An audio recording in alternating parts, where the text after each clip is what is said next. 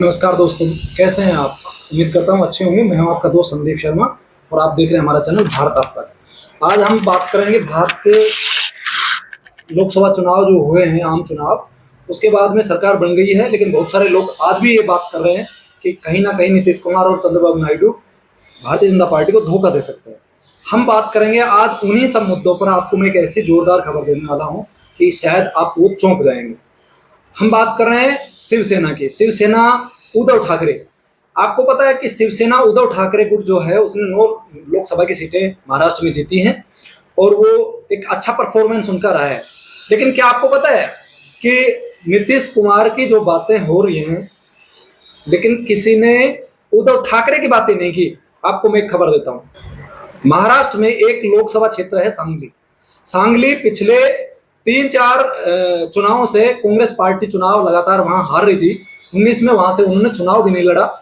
इस चक्कर में उद्धव ठाकरे ने उस सीट पर अपना दावा ठोक दिया कि ये गठबंधन में जो आप हमसे गठबंधन कर रखा है, ये सीट हम चुनाव लड़ेंगे। आप चूंकि आपका तो हक ही नहीं है, आप हार रहे हो, यहाँ से लगातार 3 बार हार चुके हो, 2-3 बार।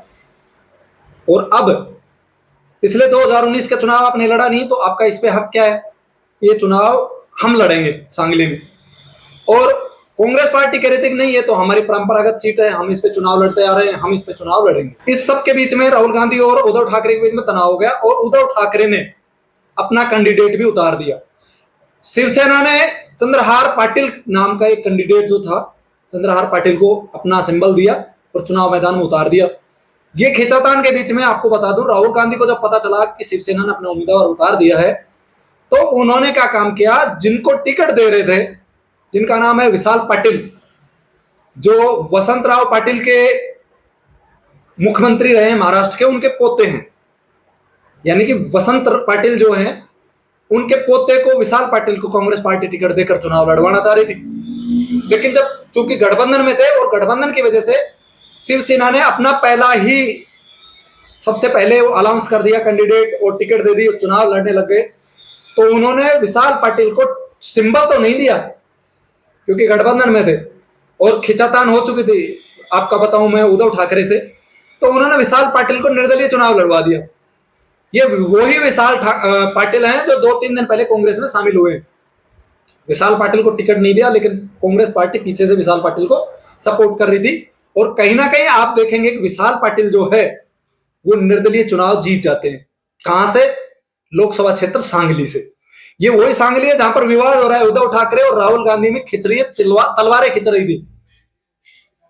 और आनन फानन में शिवसेना उद्धव गुट ने वहां पर, आपको बताया मैंने, वसंत पाटिल, वो चंद्रहार पाटिल जो है, उनको वो टिकट दे करके चुनाव लड़वा दिया। और कांग्रेस ने उनके खिलाफ जो कैंडिडेट उतार रहे थे उनको टिकट तो नहीं दिया, यानी कि सिंबल तो नहीं दिया, लेकिन कांग्रेस पार्टी बैक हैंड से उनको सपोर्ट कर रही थी और वो उनकी नैया पार हो गई। विशाल पाटिल जो है सांगली सीट से जीत गए। आपको ये सारी चीजें इसलिए मैं बता रहा हूं, खबर ये निकल के आ रही है कि राहुल गांधी से उद्धव ठाकरे खासे नाराज हैं। विशाल पाटिल जो है वो चुनाव लड़ लिया और कांग्रेस पार्टी उनको पीछे से बैक हैंड से सपोर्ट कर रही थी।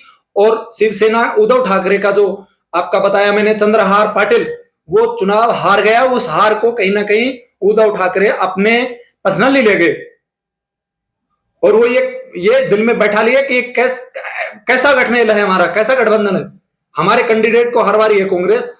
और आप ये बातें हम हवा में नहीं बोल रहे। चुने हुए सांसदों की मीटिंग हुई और वहां पर सभी पार्टियों के नेता, बड़े नेता इकट्ठे हुए दिल्ली में।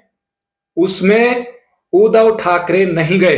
उनकी जगह उन्होंने अपनी पार्टी के एक जो कार्यकर्ता हैं उनके, आपको पता है, उनको भेज दिया। यानी कि एक नेता दूसरे हैं उनको भेज दिया, खुद नहीं गए। खुद कोई काम नहीं कर रहे थे, घर पर ही थे, कोई बिजी नहीं थे, अपने कार्यकर्ताओं से मिल रहे थे। वो जानबूझ करके दिल्ली नहीं गए। आपको मैं बता दूं, कांग्रेस पार्टी में विशाल पाटिल 2-3 दिन पहले जाकर के सदस्यता ग्रहण कर ली और मिल गए।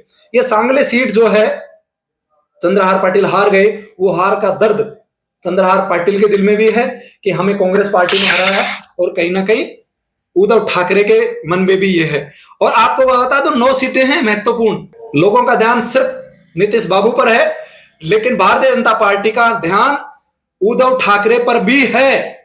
ये आपको लेटेस्ट ये खेला होगा, आपको बता दूं कुछ दिनों में, हो सकता है कुछ टाइम लग जाए, लेकिन जो खबरें निकल के आ रही है वो ये है कि उद्धव ठाकरे मतलब खुश नहीं है और वो कहीं ना कहीं भारतीय जनता पार्टी के संपर्क में जा सकते हैं। आपको पता है बाला साहब ठाकरे ने एक बार कहा था कि मैं कांग्रेस में जाने से अच्छा है कि मैं अकेला रह जाऊं, मैं कांग्रेस के साथ कभी सरकार नहीं बनाऊंगा, मैं कांग्रेस के साथ कभी सरकार में शामिल नहीं होऊंगा। ये बाला साहब ठाकरे जो हमारे हैं, उन्होंने उनके शब्द थे, और उनके बेटे जो उद्धव ठाकरे हैं उनके शब्दों के कोई मायने नहीं रखे, और सिर्फ सत्ता मोह और पुत्र मोह के कारण जाकर के कांग्रेस की गोद में जाके बैठ गए, भारतीय जनता पार्टी का साथ छोड़ दिया।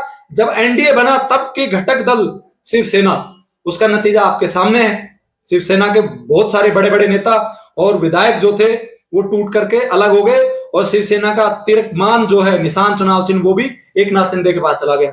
ये उद्धव ठाकरे की बहुत बड़ी गलती थी कि उसने कांग्रेस से हाथ मिलाया, पार्टी खत्म होने के कगार पे थी, उनको थोड़ा सा जीवन दान इस लोकसभा चुनाव में मिल गया। वो इसलिए मिल गया कि आरक्षण का मुद्दा बहुत हैवी था, मराठा आरक्षण भी, और कहीं ना कहीं SC ST का जो मुद्दा था, संविधान बदलने का मुद्दा था, संविधान में आरक्षण हटाने का मुद्दा था, वो मुद्दा बहुत बड़ा मुद्दा हो गया, और इस वजह से कहीं ना कहीं भारतीय जनता पार्टी का जो वोट बैंक था वो छिटक करके और शिवसेना की तरफ शिफ्ट हो गया। इंडिया के साथ वो रहना नहीं चाह रहे, ऐसा हमें लग रहा है उद्धव ठाकरे बहुत जल्दी वो साथ छोड़ सकते हैं, और अगर ऐसा वो करेंगे तो निश्चित रूप से अपने दिवंगत पिता बाला साहब ठाकरे जी की आत्मा को शांति मिलेगी। वो कभी नहीं चाह रहे थे कि उद्धव ठाकरे ऐसी गलतियां करेंगे और उन लोगों के साथ चले जाएंगे जिनकी विचारधारा ना मिलती हो, जहां उनके विचार नहीं मिलते हो, जहां उनका कोई आइडियोलॉजी नहीं, कोई नीति नहीं, कोई नियत नहीं, वहां जाकर के वो सिर्फ और सिर्फ कुर्सी के लिए जाकर के मिल जाएंगे। अगर उद्धव ठाकरे कल भारतीय जनता पार्टी या एनडीए के साथ गठबंधन कर लेते हैं तो ये मेरे लिए कोई शॉकिंग न्यूज नहीं होगी। मैं आपको पहले बता दूं, उद्धव ठाकरे जो हैं, उधर आप देखोगे हनुमान बेनीवाल, लेकिन हनुमान बेनीवाल भी कहीं ना कहीं एनडीए में घुसने की कोशिश कर रहे हैं। अभी देखते जाइए। आप नीतीश बाबू की बात कर रहे हैं, मुझे नहीं लग रहा नीतीश बाबू जाएंगे, क्योंकि अगले साल बिहार में चुनाव है और नरेंद्र मोदी की उनको बहुत जरूरत पड़ने वाली। कैसे जाएंगे वो? चंद्रबाबू नायडू के साथ उनका गठबंधन है, वो आंध्र प्रदेश में सरकार बना रहे हैं, मुख्यमंत्री पद की शपथ ले रहे हैं, तो हमें नहीं लग रहा है ये सरकार। और अभी मंत्रिमंडल का विस्तार हुआ है, आपने सबने देखा, कोई रेल मांग रहा था, कोई तेल मांग रहा था, क्या हुआ? कुछ नहीं।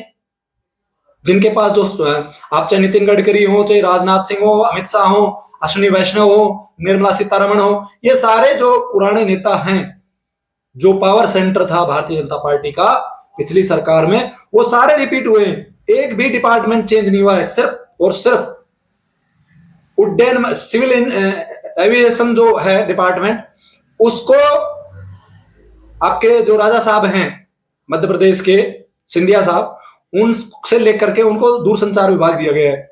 बस एक बदलाव, सिर्फ एक बदलाव, कोई बदलाव नहीं हुआ है। ना नरेंद्र मोदी ने पहले दिन चाय पे चर्चा जब हो रही थी उस दिन पहले दिन कहा था कि मेरा एक ही मिशन है, नेशन फर्स्ट। जो काम मैंने 10 साल में किया है वो एक ट्रेलर है, जो 10 साल में मैंने जो काम किया वो मात्र एक ट्रेलर है। आने वाले 5 साल में मैं 10 साल में जो काम किया है उतना काम करके दिखाऊंगा। कोई गलतफहमी ना रहे कि मेरा चुनावी जुमला था। तो कहीं ना कहीं मुझे लग रहा है कि एनडीए के लिए अच्छी खबर हो सकती है और उद्धव ठाकरे के लिए भी एक अच्छी खबर हो सकती है, क्योंकि महाराष्ट्र में चुनाव विधानसभा के होने वाले हैं, उनका अच्छा परफॉर्मेंस रहेगा।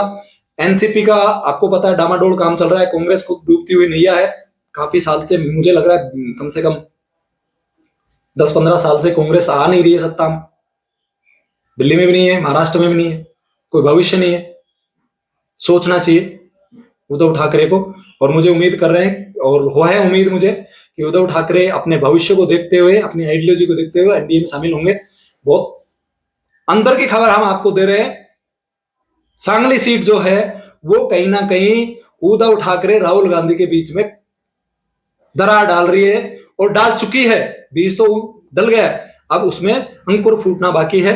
ये अंकुर कब फूटता है देखते हैं। तब तक बने रहिए हमारे चैनल पर। जय हिंद, जय भारत।